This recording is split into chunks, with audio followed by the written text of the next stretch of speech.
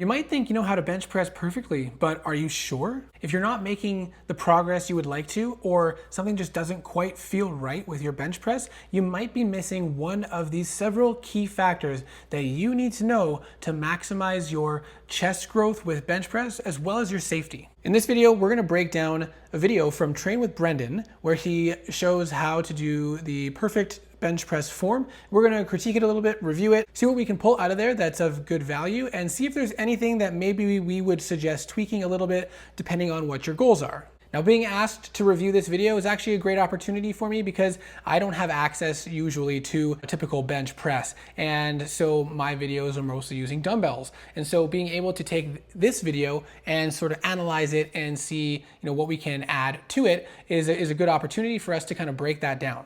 Now, before we get into the actual bench press, the obvious first thing is you need to warm up to prevent injury, especially if you're lifting heavier weights. So do a bit of a stretch, a warm up, something to loosen up your muscles, get the blood flowing, and then probably even doing 1 or 2 warm up sets where you're using lighter weights before you get into it. I recommend starting off with the bar and making sure that both hands are gripped onto the bar equally. So great. I like that he started off with positioning of the hands. The grip is a very important place to start. As he mentioned, you want to have your hands gripped around the bar with your wrists straight, and your thumb has to come around the bar as well. Do not leave your thumb on the same side as the fingers because that risks you dropping the bar. It's also important to make sure that your feet can comfortably touch the ground, and when you position yourself underneath the bar, you want to make sure that your eye level is straight below the bar. And you're gonna want your hands slightly wider than your shoulders from the bar. And what's really gonna help you determine if it's in the right spot is when you come down, if your arm is in a straight up and down position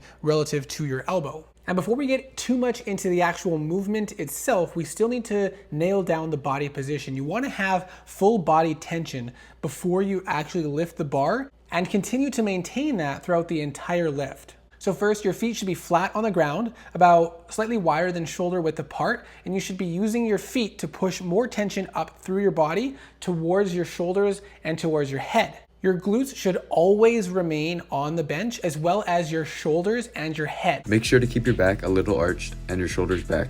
You do want to have a slight arch in your mid to lower back, which you're going to naturally generate by depressing and retracting your scapulas. So squeezing your shoulders back and down, and then tilting your chest slightly upwards towards the bar. Try your best to aim for your upper chest because it will help you gain consistency over time. So there's actually one thing I would disagree with. He mentioned aiming for the upper chest. I suggest aiming for approximately the nipple line, so closer to the lower chest, but mid to lower chest. If you can get it right along that nipple line, that's probably ideal. And there should be a slight motion, not a straight up and down press, but when you're in the upward position, it should be more in a straight up of your shoulders, straight up and down. And then when you come down, the bar slightly comes forward down your body to your nipple line. And while you're coming down, you can see actually he's doing it. He has a slight angle in his elbows, so they're not straight out wide and they're not right beside his body. A slight angle, approximately 45-degree angle, where he's bringing his elbows down while he brings the bar down. An important part of that initial phase when you're starting your lift is to make sure you get a deep breath in and contract your core muscles. So as if you're about to get punched in the gut, you want to tense that all up and try to maintain that throughout the entirety of the lift. When lifting the bar off the rack, do not go all the way down at a super fast pace. If you cannot control that pace, there's a high chance of you getting bruised or worse. Instead, go on a medium pace with full control. I like that he mentioned to control the bar on the way down and not let the bar go in an uncontrolled fashion down to your chest because you definitely will risk injury. In the video, it looks like maybe he's going a little faster than I would prefer, and that the bar is kind of touching and quickly coming off of his chest. So I would prefer that it slows down before touching the chest and that you're barely resting it on your chest, having a very slight pause, and then pressing it in a controlled manner back up. If you want to achieve the full range of motion, you must have the bar touch your chest for every repetition. We do want to get that full range of motion and actually touch the chest because that is one of the most important ranges of a movement to stimulate muscle growth. But in doing that, we don't want to go too fast through that motion either because you want to have as much tension as possible in that stretch position. And that's why you should slow it down as much as possible right in that stretch position before touching your chest, briefly touch and pause your chest with full control and then lift. When pressing the bar up off your chest, you want to emphasize the contraction in your chest muscle. So you should be squeezing your chest together as much as possible, keeping your shoulders back.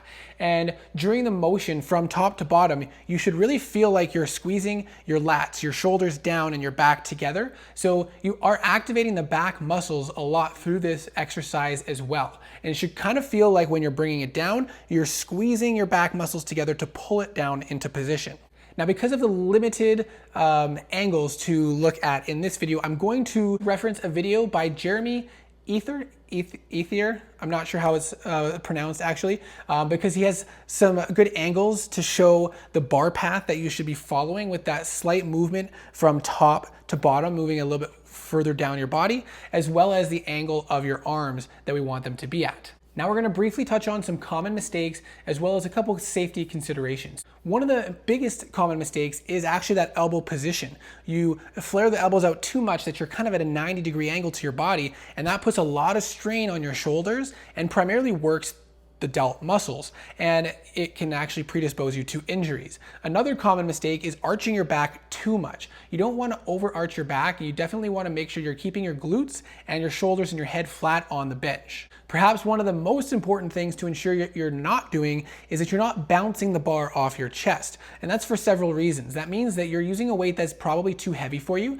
because you're not able to control it the whole way down. Plus, then you're going to risk injuring your chest, your ribs.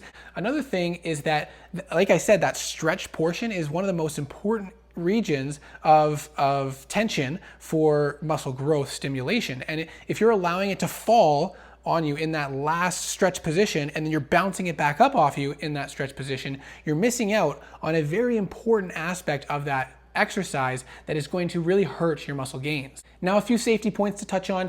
Definitely use a spotter, especially if it's new to you, or if you're lifting heavy weights and you're not just doing kind of a lighter weight, higher rep thing, or at least have kind of safety mechanics in place on the press that you're using.